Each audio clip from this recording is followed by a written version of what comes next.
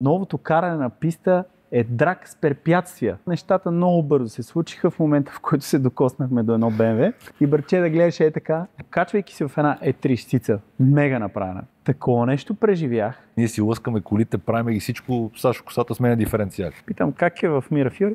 Мирафиори хаус. Цяла година сме чакали да дойде този събор. Колите се подготвяха за BMW събора. Това беше нереално. Като разглобиш кола за двигател или нещо по-сериозно, викахме някой от селото с джипка да извадиме колата. Аз спирам да се занимавам с всякакъв моторспорт. Не по-тежко. Спирам Арчи да кара, спирам брат ми. Казвам, спираме, защото ние нямаме пари да ядем обяд. Ще правим някакъв спорт, където е ясно, че е безкрайно скъп. На нощно време са се вършили доста неща. Да. Аутокад, чертане на хартийки, планки, нещо да пробваме. Изучавахме това Акермана, там заваряхме шенкели, които се късаха. Ние живеехме в сервиза да не хабим ресурс гориво, да ходим от Дружба до Бистрица с цел това нещо да влиза в сервиза, в спорта и така нататък. Абе, дърти, ма и малките, знаеш как се кефят на етрищи? Естествено. Значи, идват, примерно едното момче има RS3 последното. E36 е най-добрата кола. Няколко от момчетата, като правихме местенето от Бистрица в София, се събрахме и аз им казах, една година няма да взимате никакви пари. И те казаха, няма проблем, с теб сме. Здравейте и добре дошли в четвъртия епизод на подкаста на BMW Клуб България. Ние отново сме при автомобилисти. Благодаря много на Сашо за удобните дивани. Вече се сраснахме с тях, но това е удобно. Мислих, че ще кажеш, че атмосферата ти харесва нещо друго. Атмосферата е уникална, но дивана ми е любимото място. Ще го дам да си го занесеш. Изключително щастлив съм, че мога да ви приветствам в този епизод. Не толкова за нещо друго, а защото госта ни забрави, че трябва да дойде. И затова така сме много щастливи, след като около 2 часа прекарахме да го чакаме да дойде с Сашо. Имахме възможност да се подготвиме, както е видно, изключително добре. И сега ще ви представим нашия гост, който, като изключиме, че забравя, че трябва да дойде, е един от хората, който има много дългогодишна история с BMW клуба. Всъщност няма да казвам нищо повече. Вие сте видяли вече кой е така или иначе. Така че Саша, благодаря още веднъж за и аз благодаря. Мястото. За мен, въпреки така, че наистина чакахме доста нашия гост да дойде, е приятно наистина, защото с него имаме доста години, които сме прекарали заедно по писти извън тях и по какви ли не начини свързани с автомобилите. И наистина това е поредният случай, в който благодарение на вас имаме възможност да разкажем истории, за които може би хората не са чували, не знаят, не са видяли, не са преживяли това, през което ние сме минали. А пък то си заслужава да бъде разказано. Абсолютно. И си заслужава да бъде... лошо в цялото нещо е, че се беше обръснал, пък сега брадата ти пак покара, докато го чакаме. Нищо, смисъл ще го преживеят. И косата ми малко преживя едно време. Косата не е от чакането. Така че Явор от Мирафиори. Добре дошъл. Здравейте. След това великолепно представяне за моята сериозност и ангажираност към BMW клуба и приятели. Нямам какво да представя повече. Освен по писти и по всички автоместа, сме били заедно и по язовирите. И даже не знам къде ли не. Вече сме си много повече от семейство, свързани. Не може да се избираме и не. Толкова години вече минаха. BMW клуба за Мирафиори и за мен лично е нещо, което ни е създало и е нещо много специално. Много. Там влюбването беше от пръв поглед. Няма връщане назад. И толкова се измени живота и всичко, и хората, посоките, докъде отиваме, къде стигаме. И въпреки това връзката и усещането за тази близост с BMW клуба е много силна и всяко нещо, което прави BMW клуба, аз го приемам за нещо, което е като дори и мое. Нали, и искам да го подкрепям всячески. Аз ще върна малко по-назад във времето, защото за много хора може би е странно и за мен бе така в началото. Защо Мирафиори, пък BMW-та, нали? Едното италианско... Всъщност много хора не знаят въобще какво е Мирафиори. Кажи какво е Мирафиори и кажи новите защо... хора не знаят какво е Мирафиори. Старата генерация строгари, такива заварчици и тенекиджи, няма човек, който не знае Мирафиори.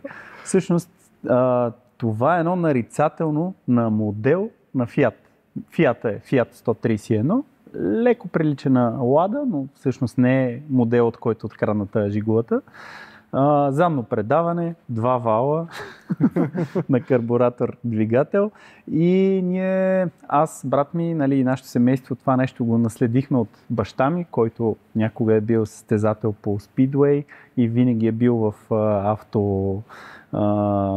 автото, като механик, като и състезател, очевидно. Да, и състезател с мотори.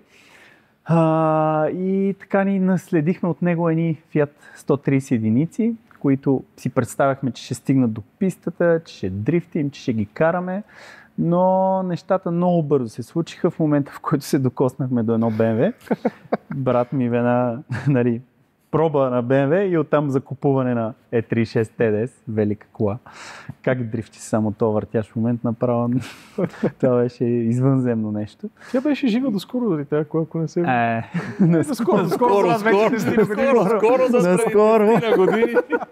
Наскоро, да. И веднага след него аз докоснах една E30 ES. Всичко италианско изхвърлихме. Двора беше пълен с ланчи, алфи, фиати, нали, беше тръгнал живота да се движи към италианските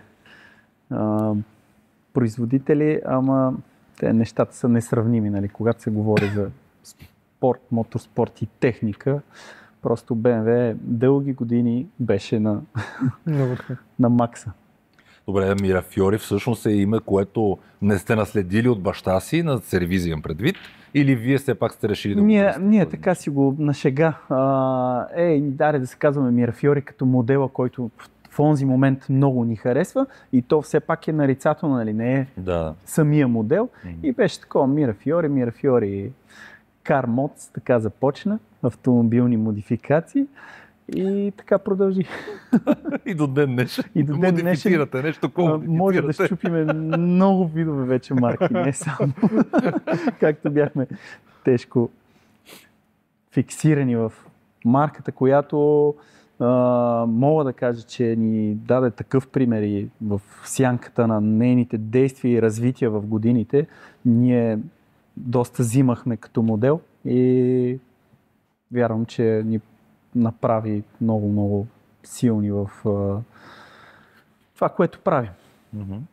Всъщност, вие започнахте в Бистрица от едно сервисче с 2 клетки, ако не ме лъже паметта. Това е когато ти дойде. Тогава вече нещата бяха мега развити. Това беше нашия интернационален сервис. Преди това започнахме в къщата, както е къщата от майка ми, дядо ми. Долу има едно мазенце, нали, както едно време се правят мазетата. Гаража да е долу.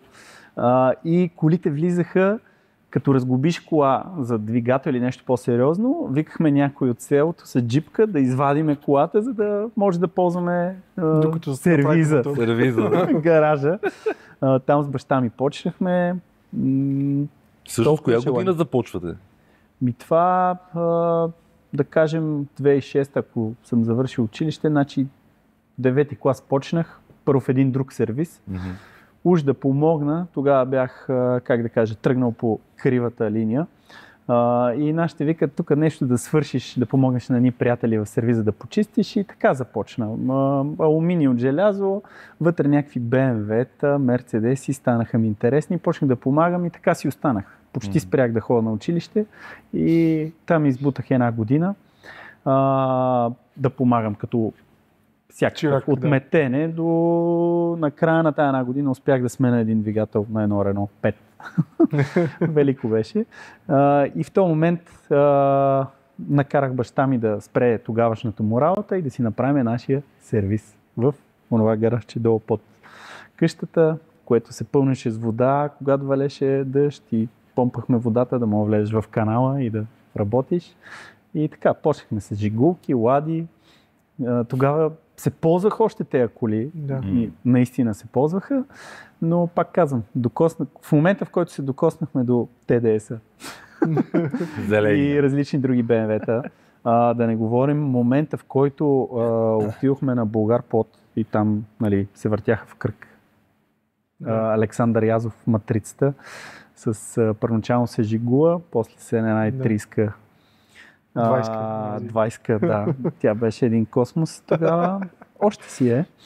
И великият момент, когато Искрен, мисля, че беше направил едно събитие на Калояново.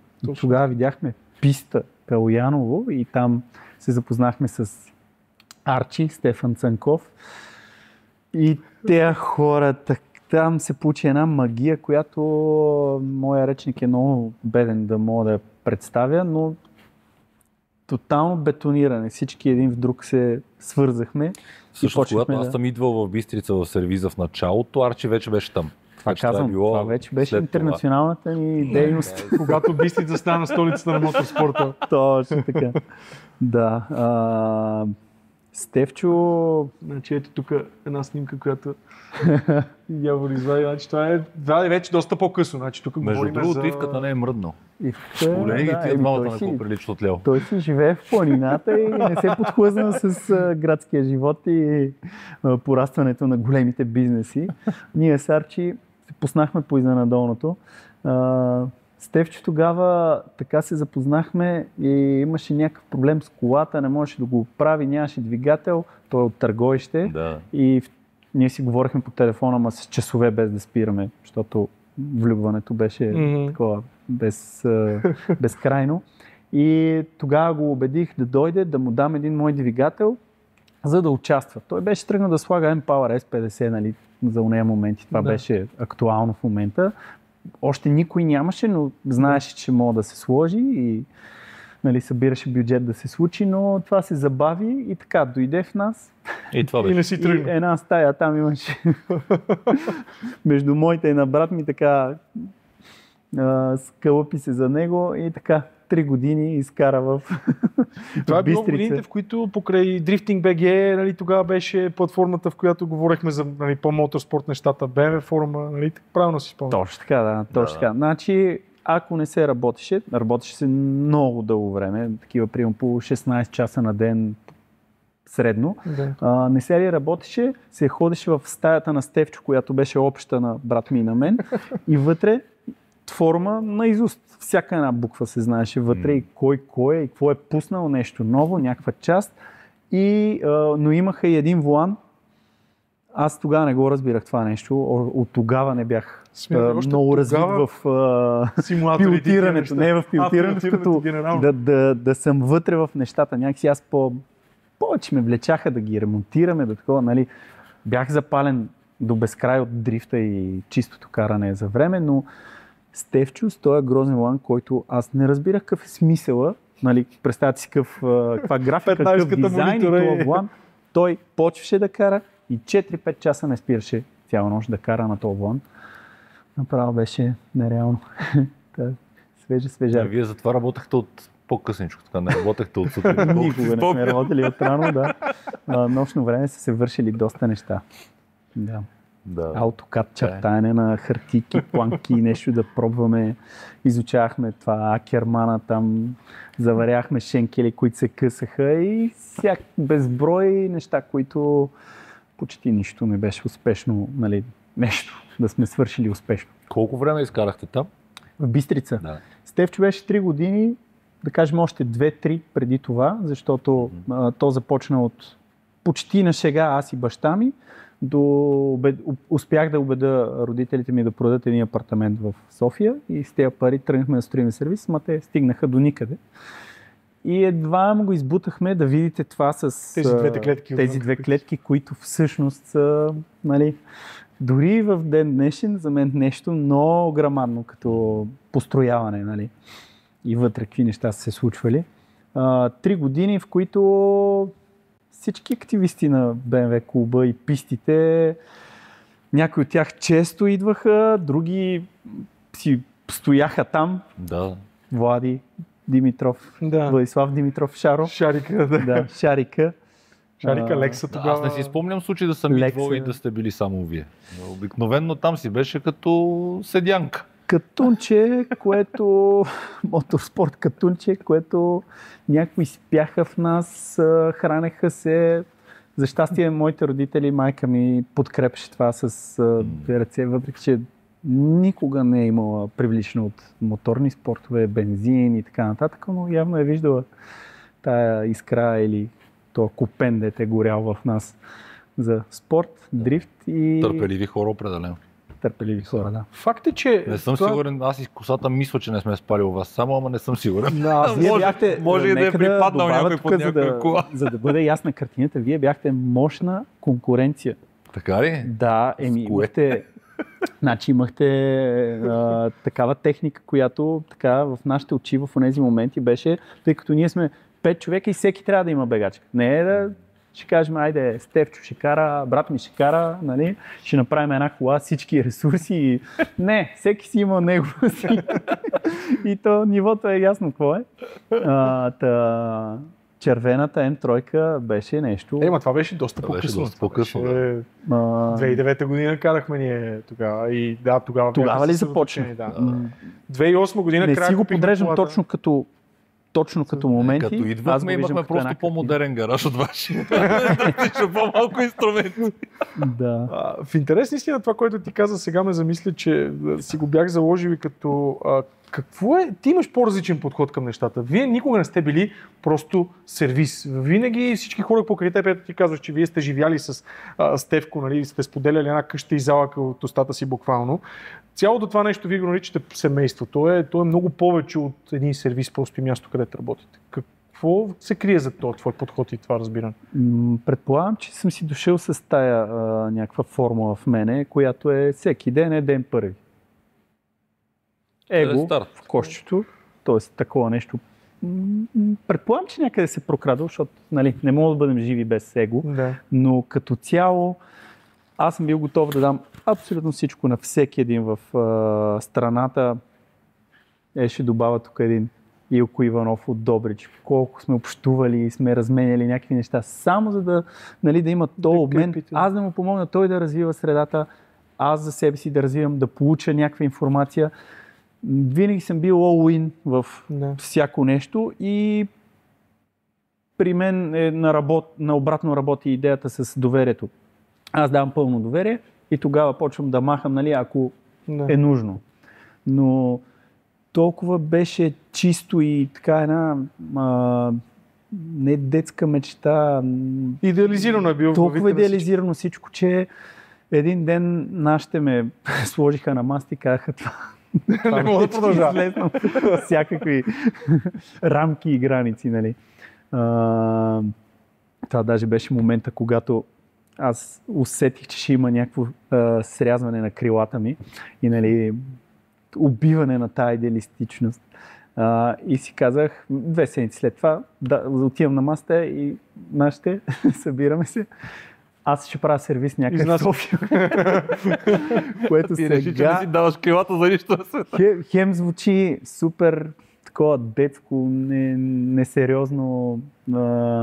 Хем си е било точно на място. Това е много голяма разлика между детско и несериозно, защото ти винаги си подхожда поне от моите спомени, винаги си подхожда точно с това детинско даване на всичко и на цялата си енергия за всичко. Дори не говорим само за Мирафьори, говорим за нещата покрай клуба или ако щеш личните ни взаимоотношения, какво ти да било.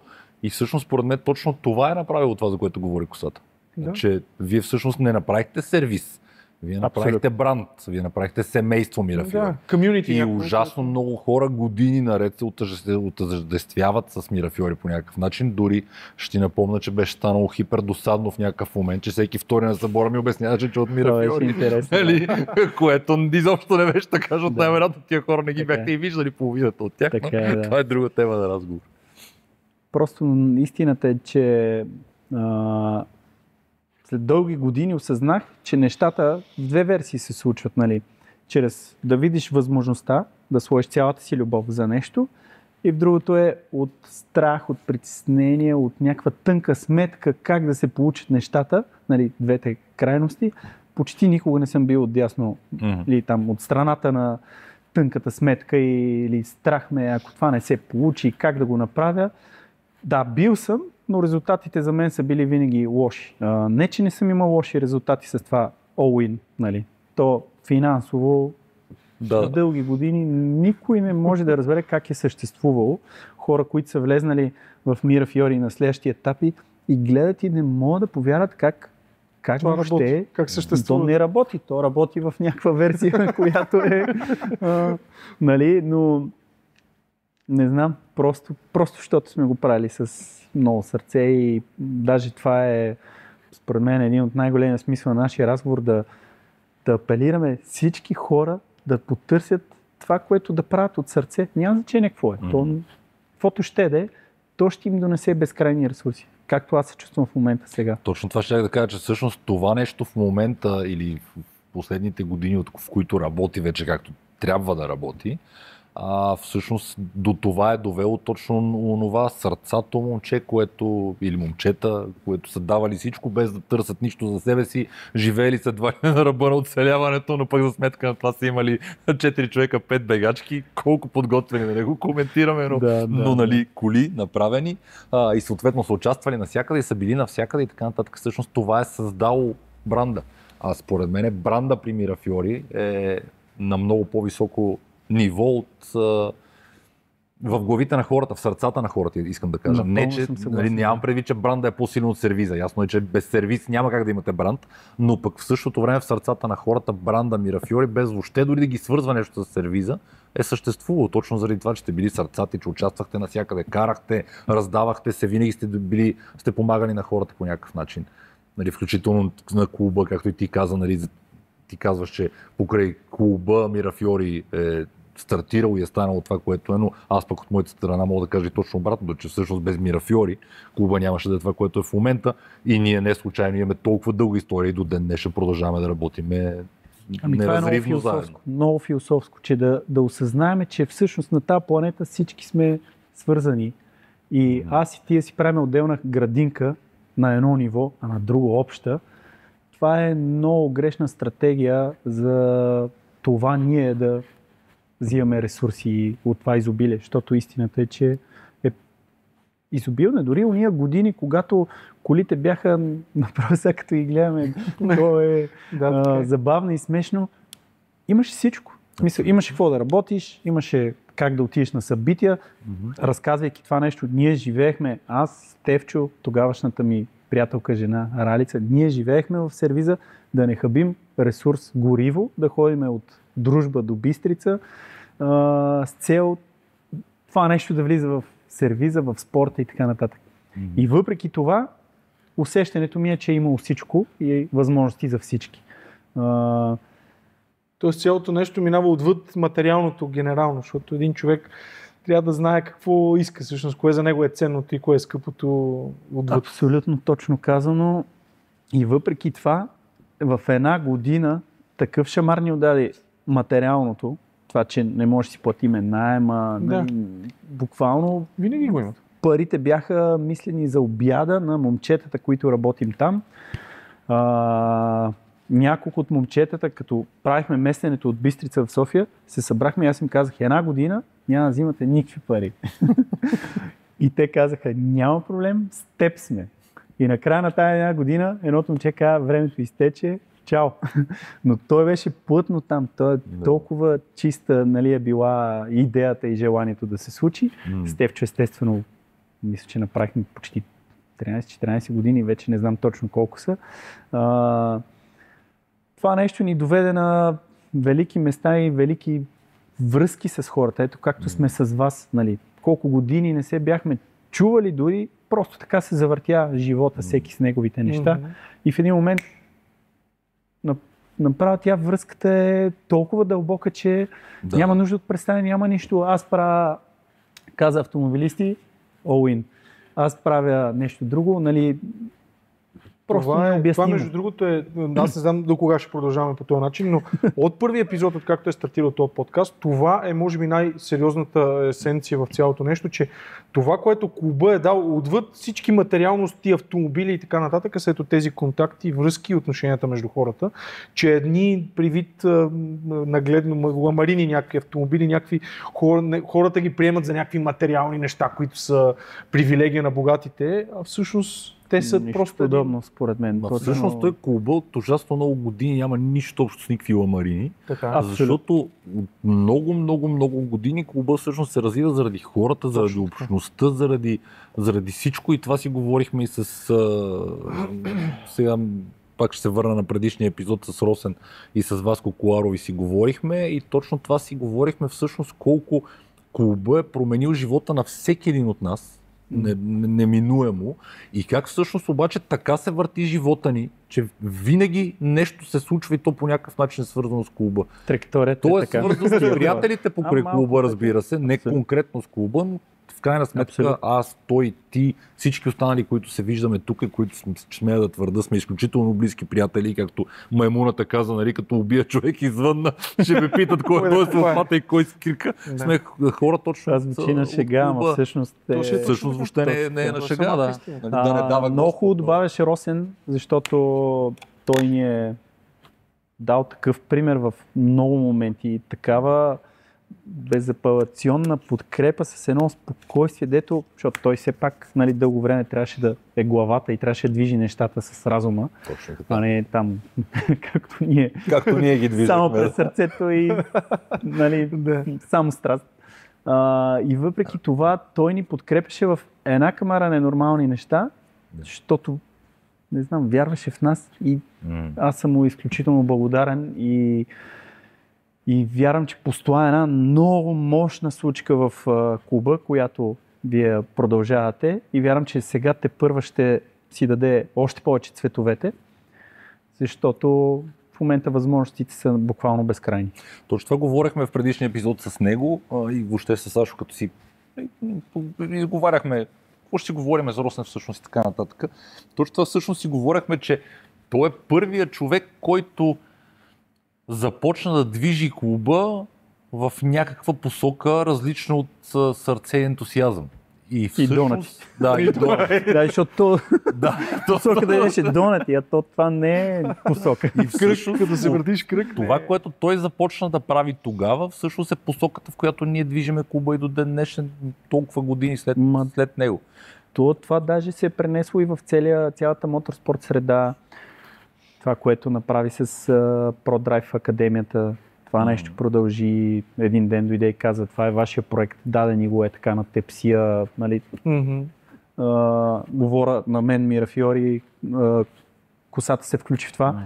За мен това представих миналия път на коледното награждаване. Това иска да представиме На на годишното следващите. Не на коледното, да. На годишното награждаване. награждаване. Ние на Коледа се награждаваме. Дядо Коледа е дошъл От сърце и душа не награждаваме на Има Коледа. награди, годишното. иначе Коледа. Добре, Нищо да поне дойде. защото ми каза... Имаше малко менажиране за какво да говорим преди това и аз се притесних. На годишното награждаване исках да представя това, че искам да въвлечеме хората в клуба, в спорта, в тия неща, които ние сме ги правили по някаква версия или ги разширяваме, или ги оставяме на някой, който да ги поеме, защото това е една възможност и една добра практика за всички, които се занимават с това. Както Росен преди силно 7-8-10 години може да са, ни предаде тази академия с вече на някаква енергия натрупана хора, идея как да се случват нещата. Естествено, ние не сме спирали да работим по нея. Това нещо вярвам, че трябва да въвличаме всички хора в това нещо, защото това е клуба хора, а не ламарини. Точно или така. едно събитие. Нали, то събитието е хора, БМВ събора е нещо. Цяла година сме чакали да дойде този събор. Колите се подготвяха за БМВ събора. Това беше нереално. Няма го никъде. Така е. Някакъв Радостното сън. е, че в момента има ужасно много хора, които си подготвят очаква. колите цяла година, специално за БМВ събора. И това е жестоко, защото аз си спомням ние, когато сме били на по 20 години, какво какво сме вълнение преживяли. беше, нали, защото тогава съборите естествено бяха много по-малки от в момента и така нататък, но пак дори въпреки работата ни по организация и помагане, защото ние по някакъв начин винаги сме участвали в организацията на цялото нещо, но изключая тази част всъщност, нали, подготвянето на нашите коли, тръпненето, чакането Нали, както си говорихме тук при няколко епизода, ние си лъскаме колите, правим ги всичко, Сашо косата сменя диференциали. Нали, но всеки с проблемите си. Но всички чакат последната нощ, ако легнеш да спиш, значи нещо си забравя и не си направил. Да. Добре, тук през цялото време говорим доста за моторспорт. Защо това играе толкова сериозна роля в Мира Фьорски екип? Ясно е, че Мира Фьори, нали, бил модел, който е бил с моторспорт насоченост. Ще извадим картите на масата, така, за те, които не знаят какво е моторспорта. Всъщност това е обмен на наркотици. Адреналина е толкова силен, че всеки, който се докосне и има силата да взаимодейства с него, и това нещо се гради, отначало се гради с количество, нали? Повече адреналин, по-силна кола, по-силни гуми, за да е повече адреналина. Но в един момент ти много добре знаеш, когато почваш да влизаш в тунела и вече прескачаш неадекватността, която идва от прекаленото голямо количество на този хормон адреналина, ти почваш да го разбираш и да общуваш с него и да го използваш вече като твой приятел и да работиш като технология с него. Идва даже момента, в който почва моторспорта да не ти е интересен, защото ти си изиграл играта с адреналина. И когато оставиш една идейка тялото, 1, 2, 3 години, за всеки е различно, да не го консумира, след това идва на ново глада към него, но на съвсем друго ниво вече. И вярвам, че това е. Нали, първоначално звучи малко, как да кажа, не е окей за човека като биологично същество. На едно дете, качваш го в картинга, биеш му, нали, инжекцията и той какво да мисли, какво да прави. Смисъл. Но истината е, че ето сега се занимаваме с доста младежи в кулите 14+. Вие не можете да си представите, всъщност вие можете, защото сте ги виждали, но те общували с този приятел адреналина и сработили вече някакви технологии, техники как да се справят и как да са, нали, те да са контрола, а не обратното. Вие не можете да си представите в живота те колко са адекватни, как общуват с всички, с родители, с приятели, колко ценят ресурсите, или все нямаме, или пък ние имаме всичко. Нали, горе-долу 2 версии има в на двете крайности. Да. Всъщност, истина е, че моторспорта е един спорт, така погледнато най-повърхностно. Безкрайно много ресурси отиват в него. Абсолютно безмислие. Харчат се супер много гуми, бензин, колите да се направят. Те не могат да издържат един час, нали, 15 минути не могат да издържат. Драг, дрифт, нали, чисто каране. Но всъщност за това стои изграждането на едни много, много, много специални, сериозни хора, които всъщност са адаптивни в живота. Им е редно да бъдат пример и това нещо да го използват, като да показват как се играе тая игра живота. По същия начин тая игра моторспорта. Интересно е, че го казваш, защото точно в предишния епизод, в разговора с Розен, Васко беше с него. Той е пример за дете, което е израснало в тази среда, и това ще да бъде следващия ми въпрос. През всичките тези години сервиза малко или много остана, буквално, както си говорихме за семейството в началото, сервиза остана в страни. Ти започва да насочваш всичките си усилия, енергия и сърце в случая в това да предаваш опита си, знанията си, това да си сме трошили техники и така нататък, да го предаваш на хората. Какъв според тебе е пример, който и клуба през годините, и вие като нали, хора искате да дадете на тези след нас? И каква е следата, която искате? Аз го споменах преди малко, ама ще го кажем, за да бъде много конкретно. Приобщаване и да разберем, че всички сме едно. Дори и с тия, които са ни конкуренция. Тогава, много 2007, 8, 9, Косата и Бърчеда имаха яка М3 и те ни бяха конкуренция. Много добре знаеш каква конкуренция. Ние обожавахме да сме заедно, нали, на събития, да обменяме те какво са направили. Точно. Нали, тази конкуренция, която ние сме готови да даваме всичко за вас. И за мен спорта е абсурдно да не се спуска по този начин. Да. И клуба това ни учи. Да бъдем заедно и да споделяме и да помагаме всеки на всеки. Ето ги. Ето това е нещото, което... много сериозни хора на много така малка възраст, Крехка 14, възраст. 15, 17, с много опит за тях, но не е интересно техните резултати като пилотиране и въобще. А Ето ги по-скоро... същите. Какво би им казал на тия двамата, ако сега имаше някой? И би ли го послушал? От мен това ми е интересно. Много неща бих им казал, между другото. Ама те тогава биха ли те послушали? Не. Там е... Защо смяташ тогава, че тези деца сега, с които работиш, ще слушат? И биха те чули и искат да вземат нещо от теб? Защото мисля, че все по-малко така се изврати света като бизнес, че всичко е бизнес. Рядко се среща това някой да прави нещо от сърце, без значение финансови баланс, без значение къде се намира той в обществото и нали, смисъла на това как да се развиват дадени отрасли или дейности. И в момента, който види нещо да се прави от сърце и да не е сметката извадена преди това, както много добре знаем всички как се произвеждат в момента автомобили, целият моторспорт как върви, нали. Тоест сметката тя винаги е отпред, ние продължаваме да го правим наобратно. Да, на тези... И съответно хората го приемат в този момент наистина. Те се закачат на това нещо. Просто ти като видиш едно нещо истинско, нали, защото е рядкост, да. Едно изкуствено цвете и до него едно истинско цвете, кое ще ти дръпне окото, нали? Има нещо друго, което според мен е изключително важно за ето тези две момчета. Не знам дали си спомняте, но когато ние започнахме да се занимаваме с тия идиотчета, ние се чуем коя кола щупиме или кога да седиме в сервизи да гледаме коя гайка завиват или каквото и да е другата потия, която сме свършили, тогава нямаше кой да ни научи. На нищо. Това беше, защото тогава единствения моторспорт в България бяха професионалистите, батките от БФАС. Да. Които обаче ни гледаха. В онези времена ни гледаха все едно сме умрели отдавна и въобще нямаме причина да бъдем там. Ние сме били близко до неживите. В момента голяма част от тези хора са даже си е продал тениската, за да мога да сипе. Значи нивото от страна на каква възможност е имало е било космос. Да. Но от страна на ниво е било...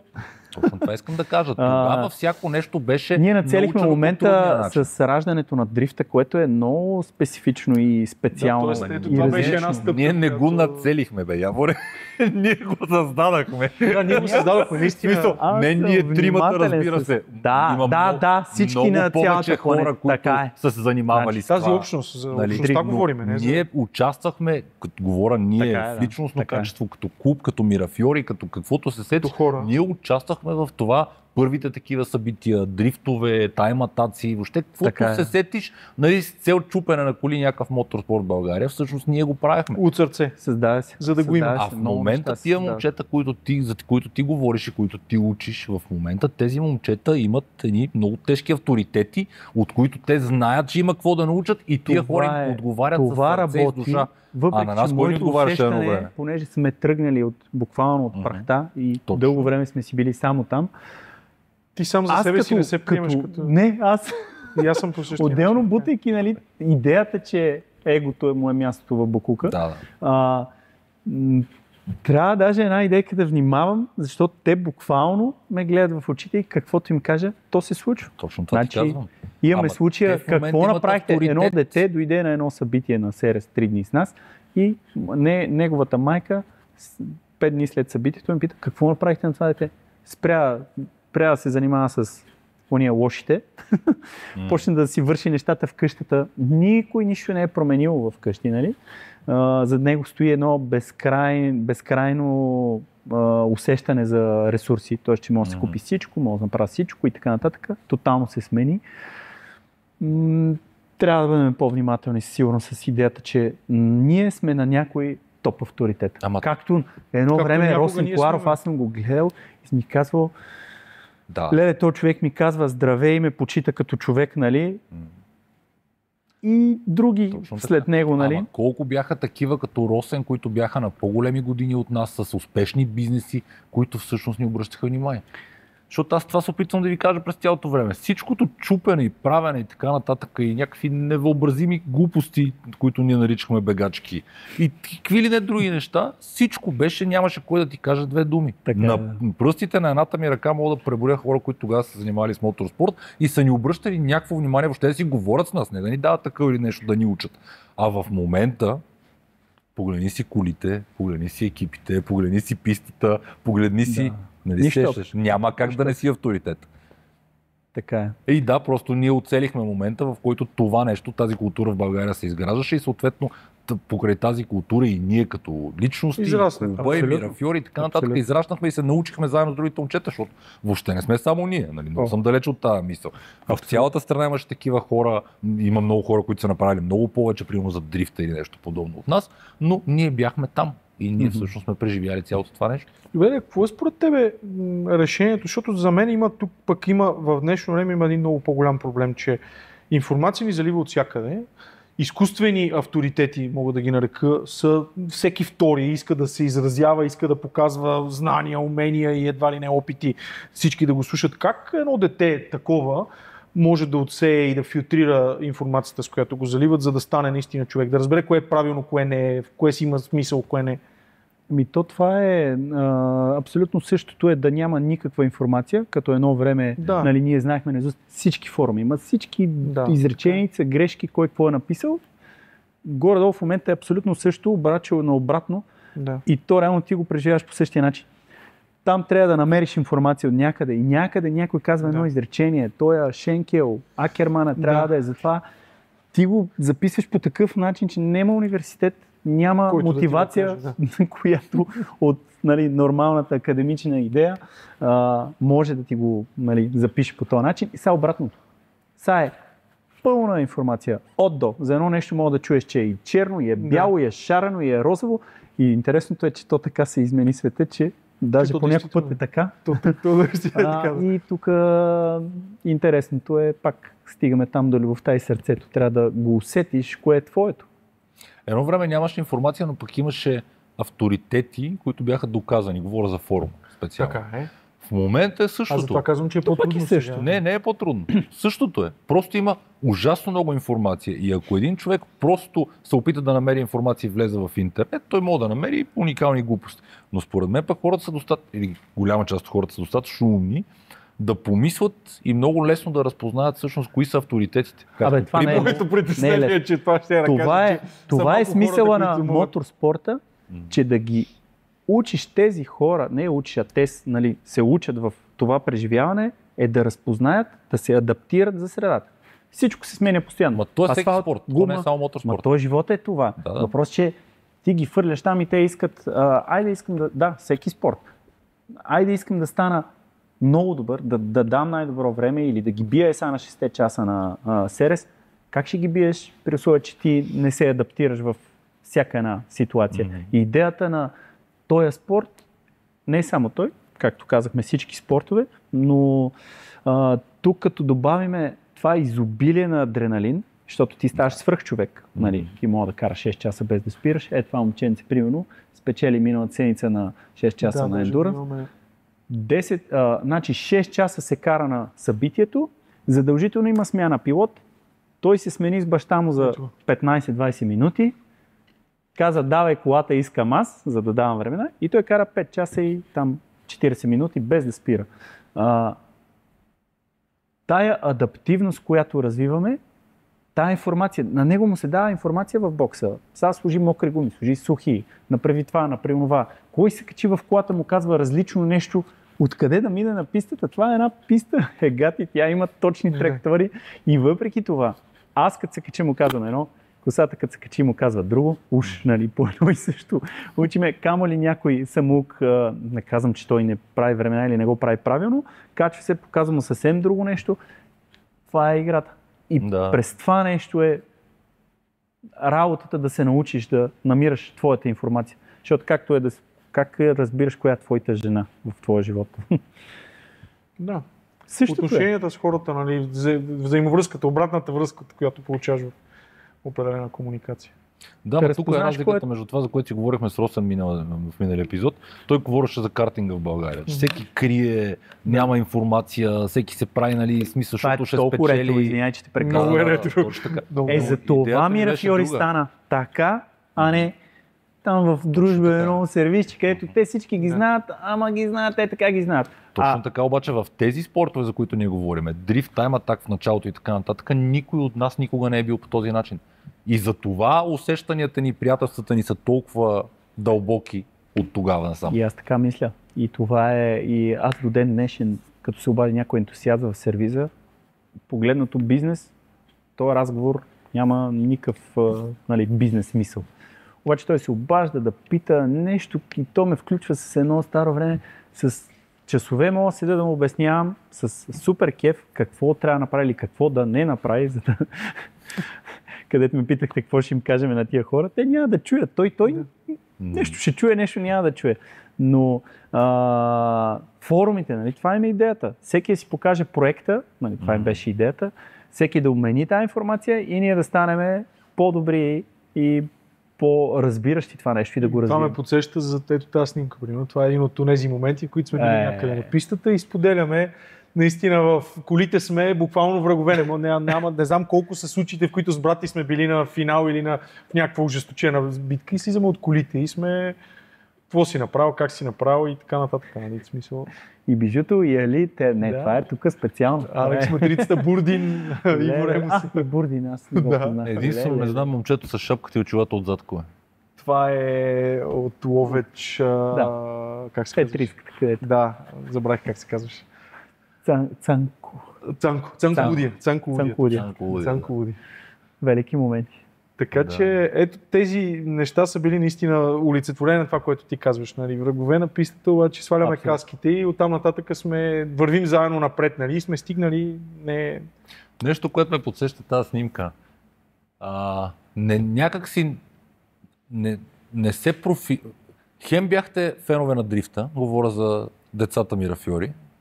Хем в същото време обаче брат ти определено си караше тайм атак и това си беше неговата дисциплина. Не, че не съм го виждал да кара и дрифт, но си караше дрифт, но тайм атака си му беше неговото. Тая линия, дето точно това е, че за всеки е нещо различно. Мисълта ми е, пак ли е било всеки си прави каквото си иска и още това ще да питам. Един механик дойде преди 2 седмици, 3-1 месец в сервиза и вече 1 месец работи. Викам някаква обратна връзка в сервиза в моторспорт частта. Тези коли, които се подготвят на тези събития да се карат и така нататък. Питам как е в Мирафиори? Мирафиори хаос. Не се е променило.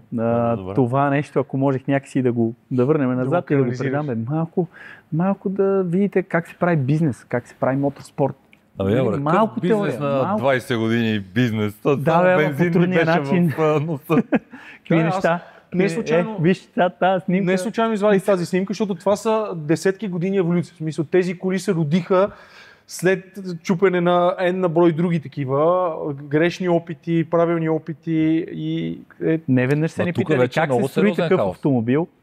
И аз съм казвал, това е 10 години труд. Всяка година правиш нов сетъп, защото дрифта леко се развива, нещо се сменя. Ма тук вече хаосът беше доста по-подреден. Тук виж, двете коли са почти еднакво брандирани. Тук Зашев дигна ръка, имали поне Мирафиори, искам да 34 лева за лепенки събрали. Да, значи честно казано дори и тук. Не да скромничиш, тук вече сервизът беше сериозен. Ние направи бояджията в съседното хале абсолютно от него, а пък Зашев с негови мускули си направи колата, за да се докаже на Мирафиори, защото ние тогава искам да идем в Мирафиори, ма какво ще правиш Мирафиори, нали? Ние нямаме пари да раздаваме, или, нали? Защото често така изглеждаш отстрани те отбора нещо. Ние с какво му помогнем, нали? Но всъщност с Зашев даже един много мощен процес развихме. Това нещо на всички нива да стане. Споделяме всичко, развиваме всичко, нали, Стефан Зашев сам за себе си и заедно за Мирафиори по същия начин и Арчи и така. Да. Имало много моменти, дето между другото е там момчето с ризата и с микрофона е Владо Ваклинов. Да. И той даваше сърце и душа, да. Много се напъваш. През годините са минали много. Тук има още една снимка, по която от множеството събития, които са минали. Защо за вас беше толкова специално от всичките тези събития? Какво ви даваше това нещо? Участието, всичките шоута. Аз като казах, че егото съм си го фърлил в кошчето в тия години, не е точно така, защото винаги някакси неосъзнато съм искал Мирафьори да е нещо огромно. Нали. Почвайки да се занимавам с коли, в главата ми беше да правим тия яките коли, най-якия сервис в света, в Европа, в някакви неща, които е ясно, че въобще не е имал визия за път до там да се стигне. По същия начин и тук имахме много интересно преживяване в сервиза. Когато се преместихме в това второто място на Гара Искър Дружба сервиза, толкова зле беше положението, конкретно от финансов баланс, че аз тогава казах, аз спирам да се занимавам с всякакъв моторспорт, не по-тежко. Спирам Арчи да кара, спирам брат ми. Спираме, защото ние нямаме пари да ядем обяд. Ще правим някакъв спорт, където е ясно, че е безкрайно скъп. И в този момент брат ми много не беше окей с това нещо и там се раздвижиха нещата и в друга посока да се разделим. Стефчо, той е лоялен до безкрай. Застана отстрани и направихме 2 години пауза без нито едно събитие. Нито едно. Искрен идваше, айде, това, онова. И в един момент някакси усетих стабилност на вече клиентела, сервис, нали, може да си платиме найема нещо. В този момент дигнахме ръка и осъзнах, че аз повече не трябва да се качвам да карам. Не да се качвам да караме така просто, но не да бутаме и аз, и Петела, и Арчи, и брат ми, и една кола за тайм-атак, и една за дрифт. Нали, това в този момент осъзнах, вече се бяхме разделили с брат ми работно и финансово и си казах, бутаме Стефчо, Арчи. Защото ясно е, че той е таланта в отбора, нали, много висок талант. Още Зашев не беше дошъл. И в този момент почнахме лека по лека, гледах вече малко имаше някакъв разум вътре. Колко пари ще ни дадат да караме на това събитие, ние колко ще изхарчиме, къде ще ни доведе. Рекламата, какво ще доведе и така. И в един момент така го раздвижихме, включвайки си Зашев, че събрахме една немалка сума. Имахме една година, за онея времена бяхме взели 100 лева. Бюджети за... Май, че си харчихме 300, нали, на края на годината. Това си ни е нашия стил. Или 250 примерно, но просто като го гледахме и аз то изглежда, че не мога да... Като не е за вярване, все едно не гласена работа. Но доста спонсори... Казвам, че скромни, че тук вече нещата бяха други. Спонсори, оговаряне, срещи. Нали, аз бях един менеджер, тим шеф. Така беше, наистина. И общо взето беше много тежко пак. Много тежко, за да се докажем. Затова участвахме на всички тия събития. Нали, първоначално беше, участваме навсякъде, се позиционираме и вече след това да видим коя възможност да вземем. Аз съм от тези, която всяка една кофти ситуация или не кофти, я гледам като възможност. Да, обръщаш я в позитивна способа. Това не винаги ти носи лек живот и ресурси. Често ти носи една много голяма гърбица от неща, които си обещал, някои си излагаш, забравяш да отидеш, защото правиш едни други неща. И така, но това е към края на ерата, когато много бяхме... Вече станеш тежък началник, вече не ти пука и тогава започваш да забравяш, че имаш някакви оговорки. Това е като станеш на 50. Защото отначало да се докажеш, после да... Не, първо се покажеш, да се докажеш, да такова и в един момент ставаш на 50 и викаш... Ти драматично преди 50 почна да забравяш. В интерес на истината, хората, гледайки тогава, ето, примерно тези коли, вече нали, еднакво изглеждащи с много лепенки и така нататък, хората си въобразяха, че вие всъщност взимате някакви страшни пари, за да ги карате тия коли от спонсори и така нататък. Но аз пък, примерно, никога няма да забравя как малко след това цялото нещо, точно защото, както каза и ти, всъщност всеки едно от тия момчета си буташе доколкото може само нещата, защото нямаше бюджет за харчене. Дори клуба стана спонсор някакъв вид на Зашев и не някакъв вид, колата му беше брандирана за уния. Да. И за уния години за нас беше огромна гордост, но всъщност се случи, защото... Това е на Арчи. Това е на Арчи. Всъщност се случи точно защото разбрахме, че всъщност продължава всичко да бъде на мускули, въпреки че имат 5 лепенки на колите, нали? Значи добре сме се справили в нашото театро, което сме изиграли. Да. В това да изглеждаме. Често са ни питали откъде, нали, тия спонсори, толкова много пари и това онова. Всъщност всичко е било. Зашев съм го молил на Коледа или примерно правили сме си купон, защото истината е често правихме големи купони за баланс на безкрайната ни работа, защото то се работеше събота, неделя, нали, с годините се малко по малко отпадаше някой час в неделя, но Зашев до последно, няма значение кой кога си е легнал, какво е правил, така нататък. Мега изморен, той идва, Коледа, отваря бегачката и почва. Цъкъръка. Истината е, че този човек е безкрайна сила от бутане на проект. Направи нещо и благодарение на клуба, на много хора, които са повярвали в нас, някои разочаровали във времето, то няма как. А какво ви донесе ето това, за което казваш, нали, стигнахте в един момент до... Същото, което сега, като стане въпрос някой да се занимава с моторспорт, какъв е смисъл, особено, нали, за малките, няколко пъти ги споменаваме джуниор линията. Направени хора. Това е нашия много скъп университет, който не мога да намериш такъв. Нито толкова скъп, нито толкова широка палитра от ситуации, в които дали... Това е много яко. Това за първ път го чувам изразено по този начин и наистина звучи... То е това. Той по принцип смисъл на живота е такъв. Той като цяло спорта е... Но иначе да погледнем дали къде сме се доказали. Дали са ни по телевизията. Леле, килата ни стана приятел. Да, приятел ни е истински приятел. Това смисъл е колко добри хора сме се станали да може сега да застана и да кажа две думи, които едно време не може да ги кажа, които да заработят, да свършат нещо в тая сложност, която представихме. Информация, хората, всичко е бизнес. Децата се научават, че всичко с пари се купува и всъщност няма нищо стойностно за тях, а това струва 5 лева, това струва 500 хиляди, това 5 милиона, нали?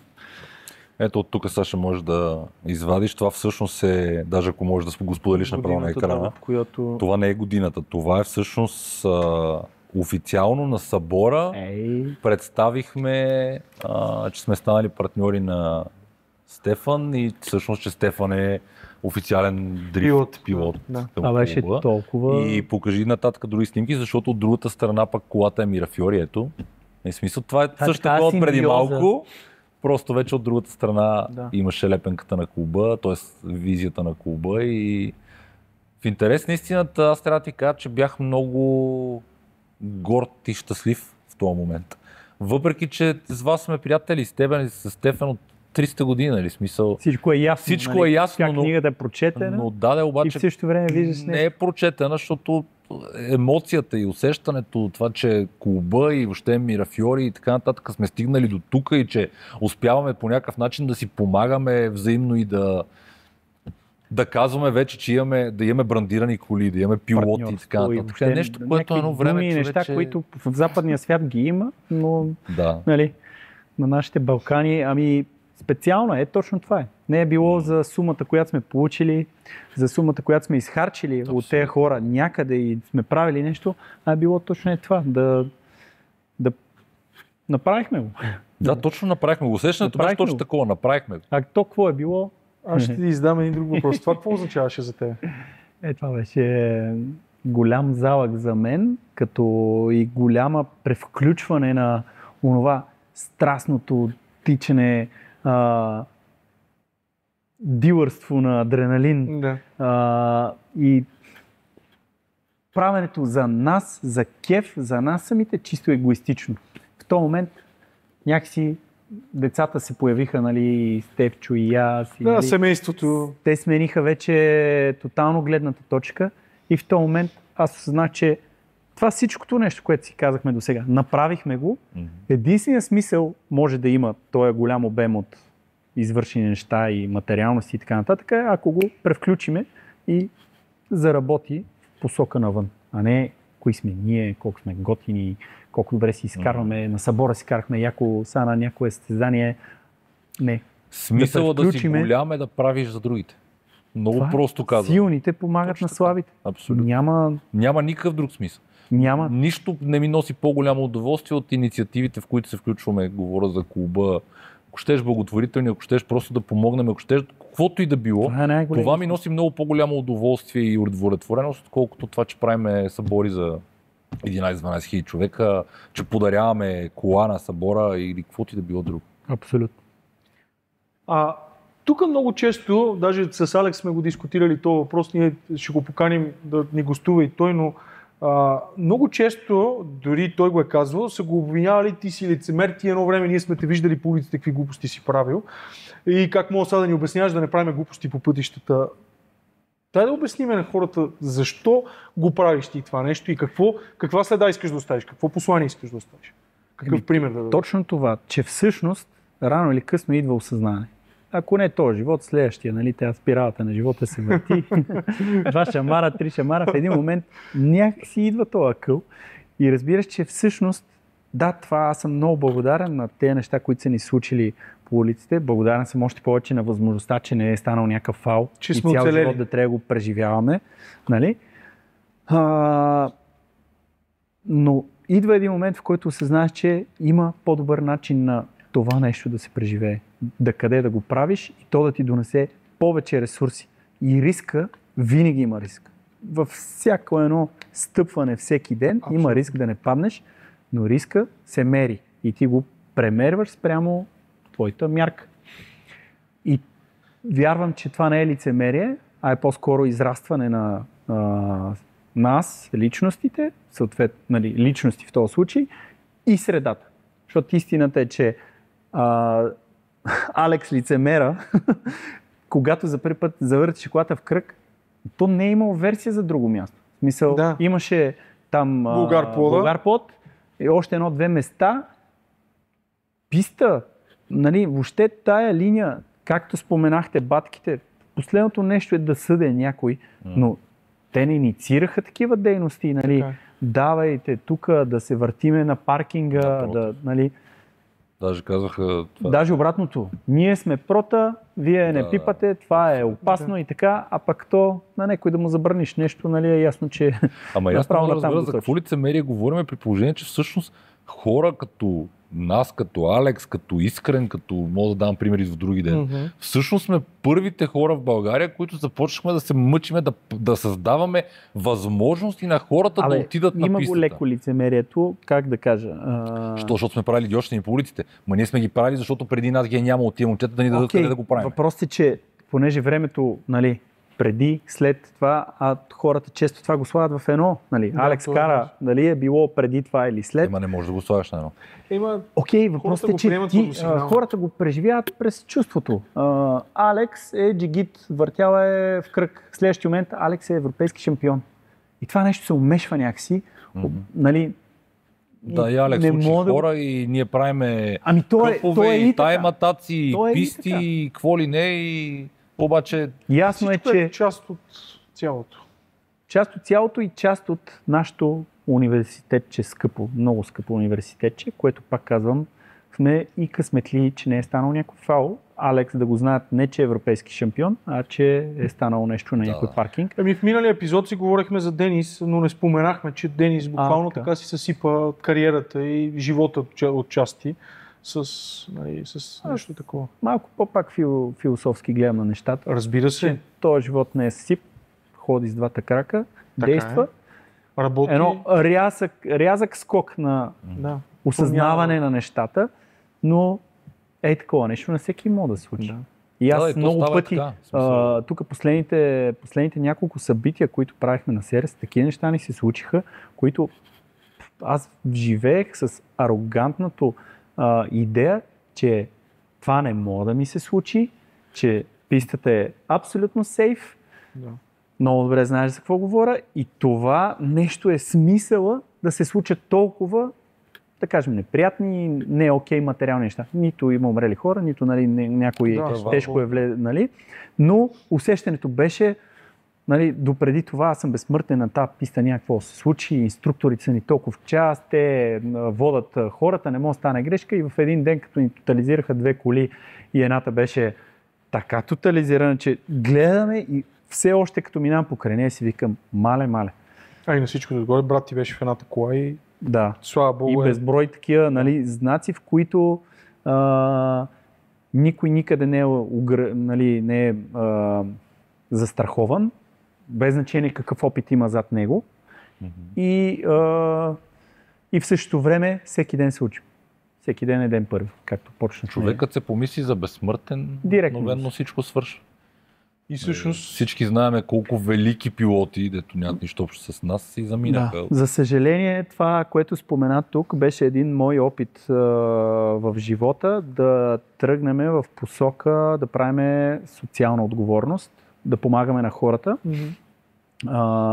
да ги учим да бъдат по-осъзнати в автомобила и, нали, съответно цялата информация и практика, която стои за това нещо. Но споменах, че е голям залък за мен в онзи момент, защото аз тогава нямах силата да поема такава мащабна работа. Не става въпрос за мащабност като много обем, а като отговорност и като това, че в главата ми беше трябва да ми помогне държавата. Трябва да има това, трябва да има онова, нали, защото това е ясно е, че пътната безопасност е основна отговорност на държавата. Да. Но всъщност в тези случаи, когато ние не получихме никаква подкрепа, даже по-лошо, на писта София видях неща, които си казах. Бенефис, Столична община, някакви асоциации за пътна безопасност и организации и така нататък, които са тясно свързани с правителствата и така нататък, ако не дойдат да ме молят и да дават пари, нали, с конкретна бизнес схема и смисъл и да видя реално нещо, което ще работи, не искам да имам нищо общо с тях. И въпреки държавата и начините, по които се случат нещата, вярвам, че ще започнем сега стъпка по стъпка да вършиме някакви добри практики, които да работят. И да не са голям зал. Да работи, действително да работи. Няма никакъв смисъл да е нещо. Това трябваше държавата, те трябва да ни помагат. Ама има разлика, момчета. Толкова много ни попречиха. Това, което ти казваш в момента и това, което съответно, нали, и клуба гледа в тази посока и се опитваме да даваме място и така нататък, нали, за да изкарваме на този адреналин, учене, допълнителна квалификация на шофьорите и така нататък. Това, което кажеш ти, да, вече сме достатъчно силни да го правим. Но, ако искаме да го направим на сериозно, на национално ниво, защото ние имаме жесток проблем с агресия по пътища, с некадърни водачи, нали, както и темата добре знаем, защото всички сме участвали в подобни академии, обучения, те 92% от хората не знаят как да спрат. Не друго. Те не знаят колко може да спре тази кола. Съответно, ако ние искаме това нещо наистина да заработи в държавата и нашите деца или поне нашите внуци един ден да имат по-добро място, това без държавата не може да стане. Съм, но аз го казвам. И аз много силно се надявам държавата в някакъв момент да дойде да ни потърси, дори не нас, който ще да е. Стига само да има добри практики да работи. Точно така. И да направи нещо по въпроса. Убеден съм, че така иначе не знам докъде ще го докарам. За съжаление, политически нещата са там, но вярвам, че след време ще се завъртат така нещата, че ще дигнат ръка и ще има един съвестен човек, един по един. Ние тогава ще се напикаваме. До тогава не знам. Виж, както върват нещата. Тук стигаме до приемствеността и до следата, която искаме да оставим. Аз не случайно всеки път го задавам този въпрос, защото наистина за нас е важно в нашия си път, по нашето време, ние да успеем да направим някаква промяна. Както миналия път казах, 1%, 2%, 5%, ние да сме направили това, което по силите ни, за да променим нещо. Въпросът след нас има ли кой да го продължи? Защото като си говорихме преди малко, че всъщност ние сме тръгнали от нищото, не е имало кой да ни покаже, не е имало кой да ни каже, ние сме почнали да се мъчиме, да чупиме някакви коли, да ходим по някакви писти, да организираме някакви събития. На нас това не е останало. И ние за това имаме такъв ентусиазъм и, нали, хъс да правиме нещо подобно. И затова за нас е толкова важно и нали, вече сме осъзнати възрастни хора с деца и се опитваме съответно да направим нещо по-добро. След нас хората нямат такъв... Да, това ще промени ли желанието? Те ще извадят... Не, но се надявам след нас да има хора, които да поемат това. Аз вярвам, че те ще извадят по-добра ефективност. Това е почти в смисъл, почти е невъзможно да извадиш по-ниска от нашите 20 години. Да, малко, доста време ни от нея. Да, такива крачки бяха, че мисля, че не знам как не се спънахме да паднем. Да. Така че, нали, аз не случайно извадих и тази снимка, защото ето това бяха едни от първите моменти, в които се правеше нещо целенасочено, така че да има някакъв смисъл, да има дадена възможност да се предоставят варианти, по които хората да могат да... И нали, пак някой ще го погледне комерциално, да, ма те това сега ще искат да изкарват пари, ще пробват да... Ще... Да, ма то... То това е проблема в България, че всеки си казва, това е супер, ако тия хора обаче го правят без пари. А всъщност хората не разбират, че то невъзможно да го направиш. В смисъл на колата струва пари, подготовката струва пари, гумите струват пари, горивото струва пари, мястото струва пари. Значи горе по средата на живота ни в авто, моторспорт и нещата ни осъзнах, че без бизнес нищо не работи. Точно така е. Преди това си представях, че тук даже не съм си представил. В момента, в който вече няма хляб да сложиш, как да сложиш хляб на масата. Абсолютно. И съответно това е редно да научиме новите хора, които влизат в това нещо, защото в момента как да се прави бизнес е много по-достъпно да намериш информация и без да учиш някъде в Англия 4 години за много пари или дори в България да учиш университет. Мога да се вика да сърчваш в Google за късо време ще видиш информацията, която ти е нужна, как да го направиш и това нещо трябва да се лансира. Тая ефективност, защото аз HR отдел разбрах, нали, че това нещо съществува на примерно 7-8 година, когато вече бях активен работодател, така го наречем. Тоест, че ти трябва, нали... Трябва да си систематизираш нещата. И вярвам, че ще има кой да го поеме това нещо, вече на следващото ниво като съзнание. Просто... Аз пък вярвам, и по-скоро много ми се иска да вярвам, че когато говорим за пилотиране, писта и така нататък, там при всички положения трябва да има професионалисти, които знаят какво правят, нали, подготвени коли, които да могат да се рентват, т.е. да се наемат и така нататък. И това е абсолютно логично да струва пари, защото това е кеф. Това е нещо, което човек просто иска да прави за себе си. Но на мен пък много ми се иска да вярвам, че по някакъв начин, дали ние, дали някой след нас, не знам, ще успеем по някакъв начин да убедиме други бизнеси, че е готино да инвестират малки суми в едни такива, не знам даже как да ги нарека. Инициации, организации. Инициативи, семинари, обучителни, просто за да можем на максимален брой хора да подобриме малко уменията зад волана.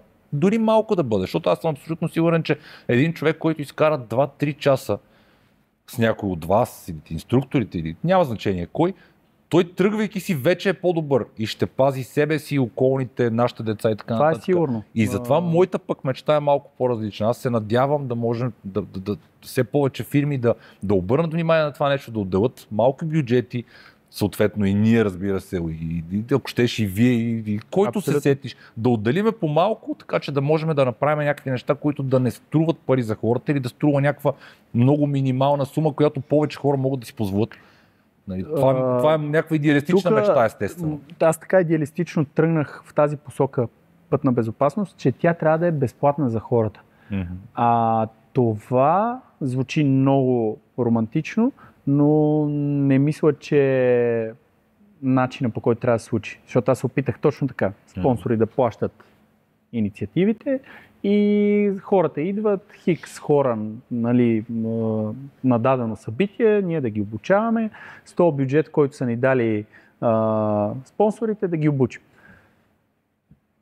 В момента кой ще дойде на обучение да се обучава? Замисли си. Някой, който е... Не. Аз си мисля друго. В смисъл, разбирам това, което ми казваш. В моята глава идеята е друга. Идеята ми на мен е да има възможност всеки един родител, който има акъл в главата си, на който му пука и който осъзнава, че обучителните практики в България в момента са изключително недостатъчни никакви, книжка се взима. Ама той в Европа те има такива практики. Нали, първо, че средата е така, че не можеш да сгрешиш. Такъв е пътя. Да. И въпреки това всички ходят на такива обучения. Да, идеята ми е дори хора, които нямат възможност да си платят сериозната сума, да речем да запише детето си на една академия. Не ми харесва идеята да е ефтино. Нали, то не се казвам, гони че трябва да е скъпо. безплатно. Той няма как да бъде безплатно, то е ясно, но ако таксата за хората е достатъчно ниска, за да могат да си го позволят повече хора, тази такса няма как да издържа инструктори, автомобили, гуми, гориво. И затова ми се струва, че ако има пък фирми, които повярват в тази инициатива и рекламират в нея, не просто да дадат ни пари, защото ето, нали, на тази снимка може да видим колко брандинг има. Да, и ама колко ти много добре реклами. знаеш, че това почва да загасва, нали, като брандиране върху нали, колите и така, но пак има линия, в която може да работи ефективно. Да. Тук по-скоро е социална отговорност, защото всяка една истинска фирма, която изкарва пари.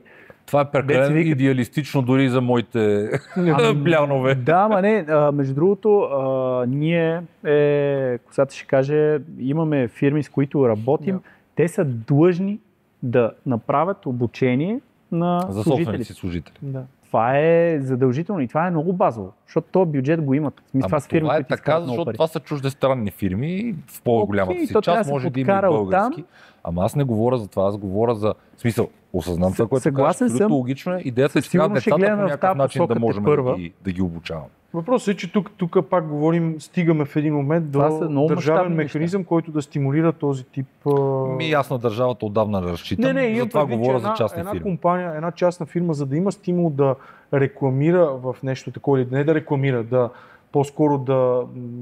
Да, бе, държавата субсидира. поне трябва да помогне с отразяване, ако не е Или друго. с отразяване, или да каже, вие понеже тази година сте дали 100 000 лева за да обучите 10 000 души, Да, това ние ще ви намалим дарение, данъците, ще направим това. Нали. Нещо трябва да има, нали, ако държавата не иска сама да се ангажира с това, поне да помогне на останалите да го направят, вместо да им пречи. Не, свалим друга розовите линия ще очилчета. работи. Аз съм сигурен, че ще се работи и в един момент ще се обърнат тотално нещата с държавата и не държавата.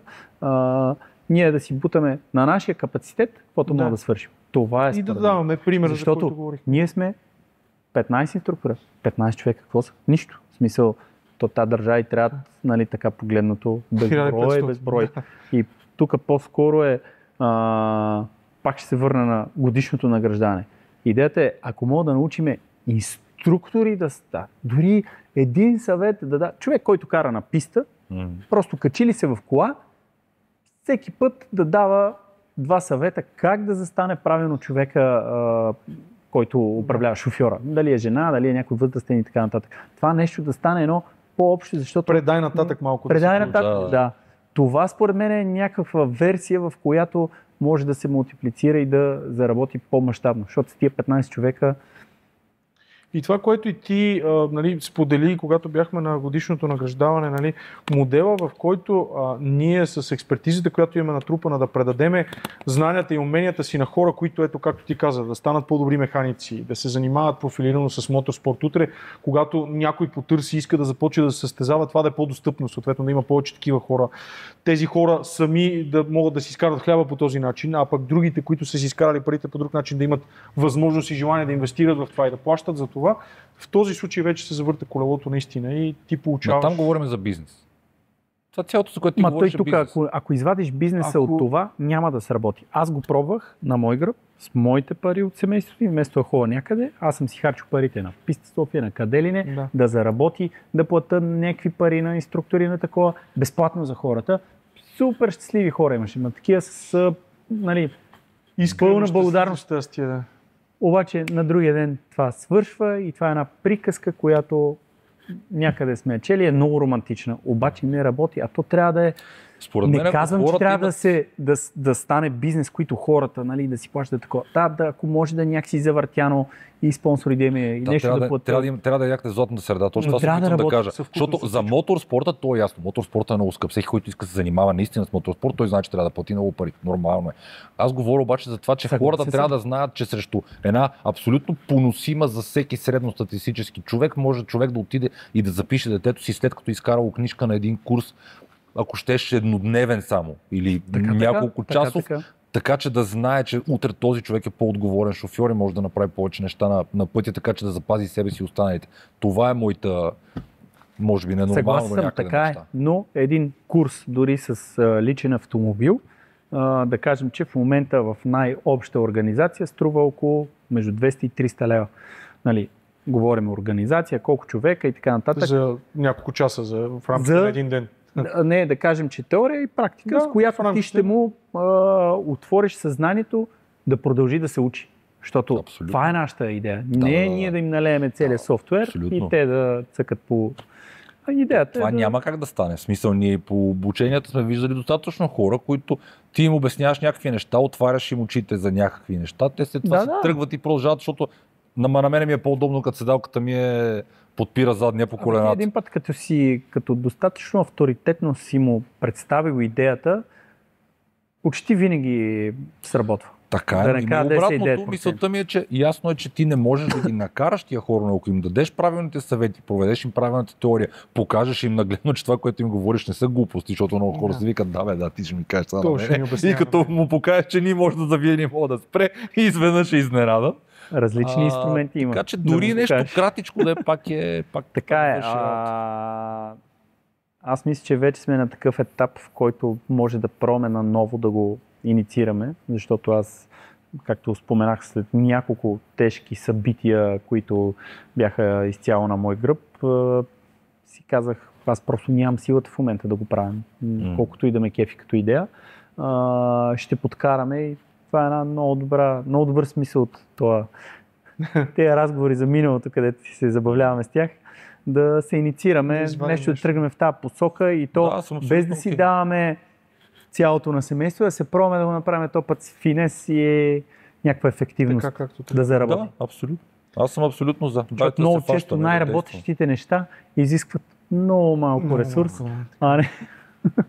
В крайна сметка, като обединиме клуба Мирафиори автомобилисти, в крайна сметка всичко окей. Мисля, че бихме могли да направим нещо. Може да пробваме с малко. Точно може да го направим с малко, деца на познати, деца на членове, деца на който ще да. Нещо да направим. Ден, два, три, да организираме нещо, да почнем от някъде, пък да видим какво ще стане. Може пък да се намерят и фирми, на които им е интересно, може пък и държавата да ни се обади и да каже, момчета, дайте да действаме. Нали? По държавния телефон. Много често трябва да създаваме потребности, така че аз си представям, че можем наистина да създадем. Аз по-скоро си го представям като добро, като нещо, което няма никаква връзка с бизнеса ни, с това, което се опитваме да правим, да създаваме и така нататък. Аз по-скоро си го представям да го пробваме като някаква инициатива, да видим докъде ще ни стигнат силите, без, разбира се, да инициализираме целия си ресурс там, нали, всички, защото ще катастрофираме, както каза Росен предния път, 300 всичките. Сега, аз тук ще ви върна малко от социално благоприятните теми, социално значимите проекти в посока автомобили. Много. Сега знам, че на тебе ти е дошло до гуша. Знам, че в момента вече там минавате на други брандове, които няма споменаваме, че не е политически коректно, ама напоследък така си създадахме една тенденция покрай епизодите да си говорим за ако ти в главата си имаш възможност да имаш един автомобил от цялата история на BMW, така емоционално кола, която винаги си искал да притежаваш и би притежавал до края на живота си, коя ще бъде тя? Само едно BMW. Това е много интересно. На всички го задаваме този въпрос и ми е много интересно ти какво ще отговориш. Интерпретацията е изцяло твоя. Дали го искаш да си го прибереш в гаража, дали го искаш за everyday кола, дали го искаш за писта, каквото искаш. Ти си решаваш изцяло. Защото отговорите на всички са, нали, естествено някои се повтарят, но мисълта ми е, че отговорите на всички са много интересни от гледна точка на това, че всеки си го представя през някаква странна призма. Един си го представя за писта, друг си го представя за гаража, трети си го представя за everyday кола, която би искал да кара и си го избира. И после ще направим такъв колаж с всички отговори през годината, които са направили. E30M3 е колата, която най-дълго време съм мечтал през живота си. Още има в мечтите ми, защото не съм имал. Но ония ден карах E30-цата на Коларови. И усещането давна не ми се беше включвало това нещо. Едно брутално усещане на то не е усещане, е емоция, нали, това, за което ти много пъти си говорил, аз винаги съм. Това е цифри, бе, коне, килограми, широчина на гумата, нали. Всъщност, аз изпитах точно емоция, защото, както спомена, почнахме да се докосваме до много сериозни автомобили, които усещането в тях е яко, лесно се карат, бързи са, лесно ставаш бърз, яки са. Но качвайки се в една E3 мега направена, която е на старата на Иво Ремуса, вече на коларовите, такова нещо преживях, че направо след това не съм спрял да мисля и сега отговора ми е объркат. Не знам Ама ние говорим за кола, която е стандартна. Стандартна кола. Стандартна кола. Оригинален рейскар може ли? Може, разбира се. Той няма да е различен много от, нали, като усещане. Май си искаме една E36 GTR, тая оригиналната. Да, състезателната. Да. Но ще е рейсинг. Рейсинг кола. Сега съм на рейсинг тема последните няколко години. Улични коли, караме електричка. И те нещата съвсем са минали при тебе. Заминали са, да. Добре, аз... Те ресурс за те емоционални неща. Има едно нещо, което тук, понеже каза е 373 и така доста често споделено, включително и моето мнение е такова, и то стана такова в момента, в който се качих, всички знаем за нашия приятел Брачера. Неговата беше първата 30, която аз сядам да карам E373 и не знам дали заради високите очаквания, които имах, или заради просто това, си че беше скъпа на жигула. Да, в смисъл, как ще си...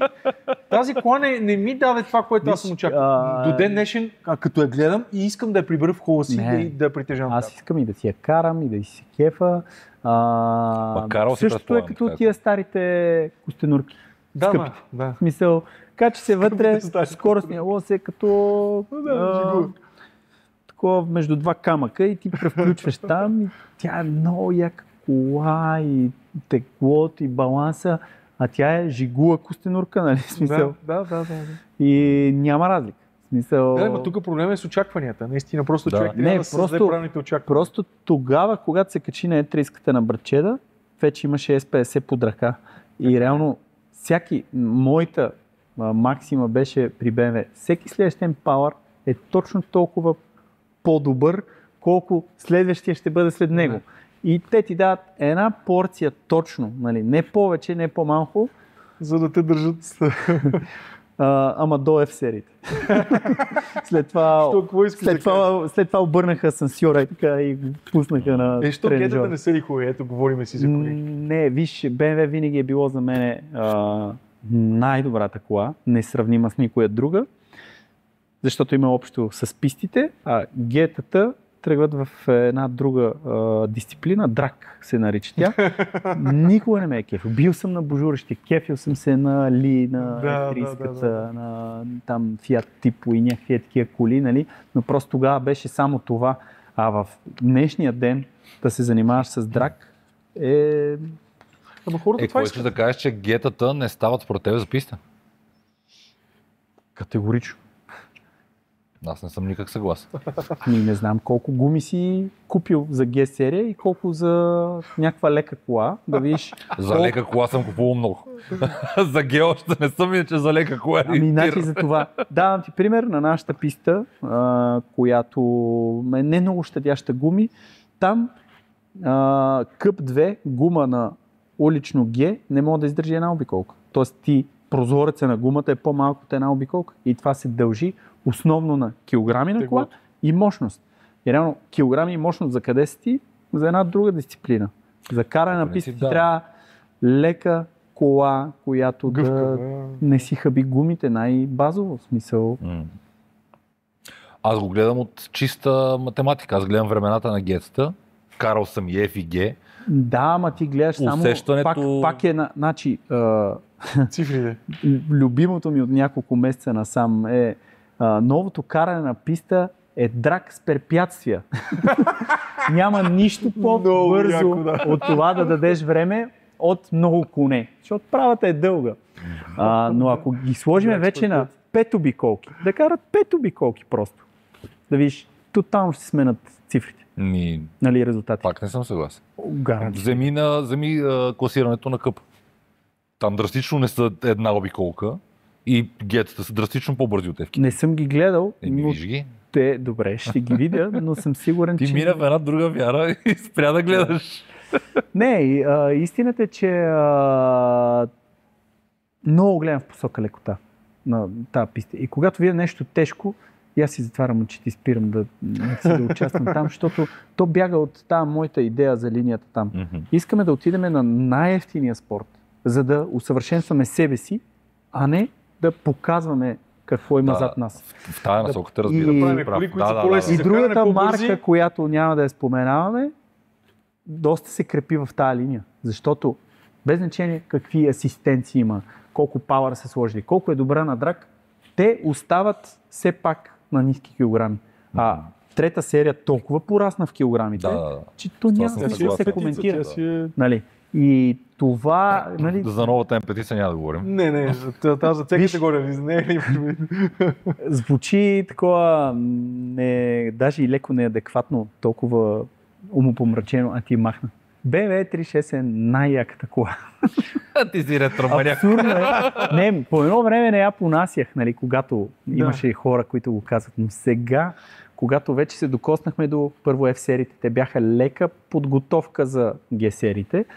Но пък те бяха по-леки. В смисъл, все още ги мислиха да са леки.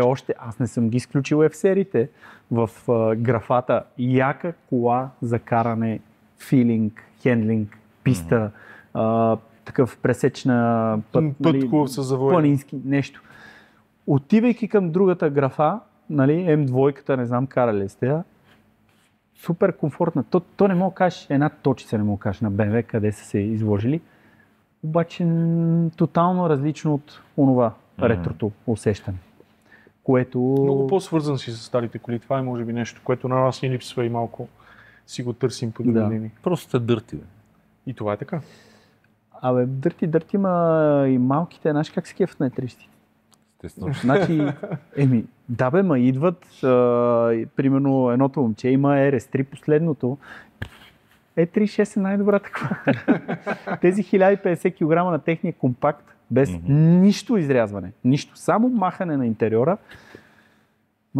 Те звучат, не знам, по моите очи, като уши, като нещо магично, нещо много специално, като формулка, като нещо. Да, нещо. Защото те ще продължат да растат колите. Защото бизнеса е драг. Да, хората искат цифри. Искат бърза кола. Да. Бърза кола на писта и бърза кола бърза са тотално различни. Да. Абсолютно. Така че взимаме едно E30 M3 оригинално, защото то GTR, предполагам, че този мотоскорс в някакъв момент пак ще ми омръзне.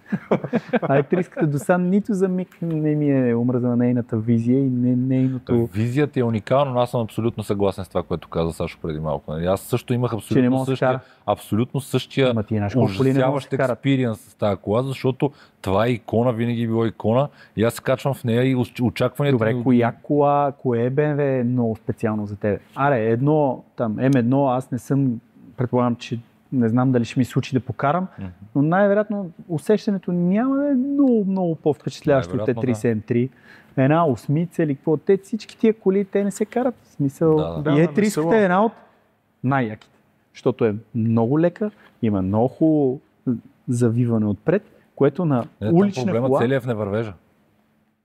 Да, усещането от мотора е малко. Ще трябва да фърлиме готово. И малко рейка има нужда, ама да кажем, че... Да, ама е яка кола. В смисъл... Да, има го, но наистина... Защото, примерно, в същия момент, в който съм карал тази кола, съм карал E36 M3. Виж, това е... Видя ли мълчите? E36 е най-яката кола. Ти не можеш да си дадеш сметка колко... Да, за онези години това е било... Колко е съвършена цялата. Ма не за онези години, тогава, когато съм сравнявал двете коли, това са били много по-напреднични години. Вече ще добавя, няма да казвам марката, ама човека слиза от GT3 RS 992, качва се в E36. Добре, всички разбрахме, че си Порше вече. Не, Порше не сме казвай си, няма проблем. И човека кара на CRS E36, преди това няма опит с BMW-та, камо ли с такива, 1100 кг, направена кола за писта. Той слиза и вика, това не е верно. това не е верно, не е възможно, нали, да е толкова яка за каране, толкова Така да е, седи, така е. толкова да е добре. Имам приятел вече, нали, не мога да нарече клиент, който беше с Ferrari 488 на пистата и излита там отстрани, жулва го отдолу, излиза, аз му помагам да закрепиме кората и такъв абсолютно несериозен коментар, внимателен, защото все пак той е с Ферарито, аз съм с мръсните дрехи, казвам, това не е за тука. Как не е за тука, нали? Той в главата си представя, нали, купил си е нова Ферари и така, писта. спортна кола. И той, каква кола е за тук? И аз, те са много, трябва да се подготвят. Добре, дай да карам нещо подготвим. И мен дори ме беше срам да му предложа 36-цата. Обаче такъв събра, нали, смелостта, тя си идва, ето, това е подготвен автомобил, лекичък, той ще слуша, ако използваш инструктор, нали, ще може да прилагаш инструкциите, качва се да кара. 2 дни не спря да я кара колата, плътно, още не си беше тръгнал от Серес и каза каква лека кола да си купа, правилната, нали. И каза, че E36 в този случай му носи много повече удоволствие от едно Ферари. И аз ще дам тук примера, защото много искам да гледам в посока. Ако погледнеш една ефтина, бавна формула или някаква кола с аеро, истинско аеро, след E36-цата, след това ще си кажеш повече коли на писта да не се допускат. Нали, просто защото това е много леко, работи аерото и усещането е тотално различно. Нали. Аз колкото Както и да е е странно... 36-цата с G серията, Да. това е разликата. Не, че не дава времена. За съжаление, времената продават Да. и трябва много време хората да изхъбат по колите, да разберат, че всъщност ние го правим за преживяването, а не за времето. Да, времето ти дава някакво преживяване. Победих, нали. Но всъщност филинга е това, което споменах за E36-цата на Racebox. Емоцията, която Това има. преживяване в тази кола, вътре първозъбата кутия, с ликовете широки там, жули, бърза, лека, направо, аз бях забрал. Защото си мислих, че, нали, тия яките машини, да не им споменавам имената, нали, Макларени, Поршета и такива, те са много яки, не могат да ти дадат това нещо. Да, могат в една подготвена версия, нали, много лекотена и така нататък, но тия уличните, те пак са улични. Същото е, което, нали, ще си позволя с това да поприключиме тази тема. Това, което си говорихме в началото за лицемерието, за това как ние обясняваме на хората, наистина това, което си получил на пистата, излезеш на пистата с, както ти казваш, някаква подготвена техника, на пътя каквото и да правиш, с каквато и да била кола да правиш, не може да го доближиш дори, камо ли да, нали, да го репликираш под някакво. Едно време подкарахме с Арчи мотори, писта, купили сме си там една R6, отиваме на писта, возиме се, преди това я караме тук да свикнем, нали, в града. Да. В момента, в който легнеш на пистата и усетиш, нали, геометрията на мотора, физичните закони, как работят и така нататък, след това изобщо въобще не може да се говори за каране по улицата. Мисъл. И в този момент си им казах на хората, вие знаете ли, че той е пистов мотор? Защото просто, ние търсиме, нали, някакви трябва да се кара. мега дълбочини. Да. Иначе всички, които искат да почнат да карат мотори, давай шестотката тук да сме на задна гума, да сме Дарка по града. Ама това е велико, защото просто ти трябва малко време да покажеш какви не тъпоти. В момента, в който си купиш някакъв турист и спираш да мислиш. Нали? Да. И то не, Нека защото да не ти- аз и Чочо сме остарели, а просто защото то там си е удобството писто. Нека да не ти напомням, че и ти почина с пистови. Разбира се, това казвам си, че сме били достатъчно тъпи като млади. Всички Но пък ето в момента мотора ми е там при теб и ти знаеш, че е като дивана в кола. Знам, точно за това го казвам. Да. Добре. Аз мислех... Но не може две коли да взема и E36 GTR. Не можеш, Не, го казах само ти една. Това Той разкъсва още се. го мисли. Другата ще я купуваш сам. Не знам Ние дали даваме разбра, ние по няма една. да ти я купим и да ти я донесем, да ти я подарим. Просто си мечтаем в момента. То. Аз, между другото, мои отговори, включително на Васето и на Росен миналия път, отговорите бяха M3 CSL.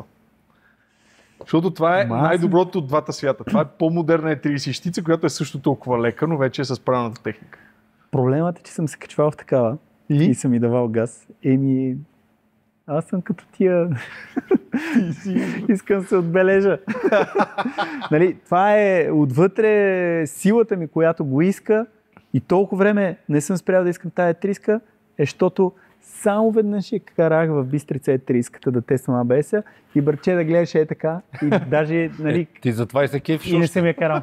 Ти затова и се кефиш, защото не можах да дам. Ние сме я карали, знаем. Вие сте я карали. Именно за това говорим. Има една приказка, never meet your heroes. Тоест, в един момент се разочароваш и си кажеш, точно така. За какво ми е? Абсолютно. Мислех си, че си говорим съвсем различни неща, честно казано, защото някакси си представях, че ще си говорим за историята на Мирафиори, на клуба и така нататък. Ние си поговорихме за някакви много по-интересни неща. Мен разговор супер много ме изкефи. И честно казано нямам какво повече да добавя. On that bombshell. Да го затвориме красиво. It is time to end. Много благодаря, че все пак дойде. Макар и късно. По-добре късно, отколкото никога. Не, майтапа на странявка, благодаря ти много, не само за това, че си ни гост в четвъртия епизод, а ти благодаря за всичко, което сме правили заедно. Благодаря ти за приятелството ти. Благодаря ти за това, че знам, че от преди 20 години до след 20 години, когато да се чуеме, ще гледаме в една посока и ще имаме тая неразривна връзка, която всъщност ние всички епизоди казваме, клуба, какви приятелства ни е дал и въобще за какво става въпрос.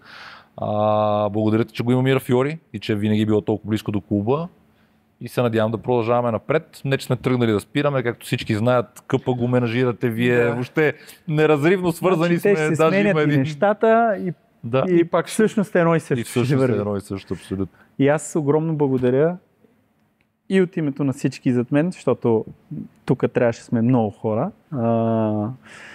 И да кажа, че ценя високо всичко, което сме правили заедно. Не как е изглеждало, а за мен какво е струвало. И абсолютно сериозно сме обещали на хората, че мислиме в посока за нещо. Сме. Така че давайте да работиме и ако не тая другата година да реализираме нещо. Ние не сме спирали, ти знаеш. Ние бяхме ама искам да го бутнем много активно точно в тая насока. Защото мисля, че имаме абсолютно спокойно. Да има някакъв смисъл тази среща закъснява. Да, бе, поне така и така дойде, поне да се свърши някаква работа. Някакъв смисъл. Явка, благодаря ти много. Че си представям. Аз бях обещал да извадя снимки за такова. Не, бе, няма проблем, всичко е точно, Явка. Толкова си можеш. Ще кажеш, аз забравих и нещо друго, имам работа една тук да свържа.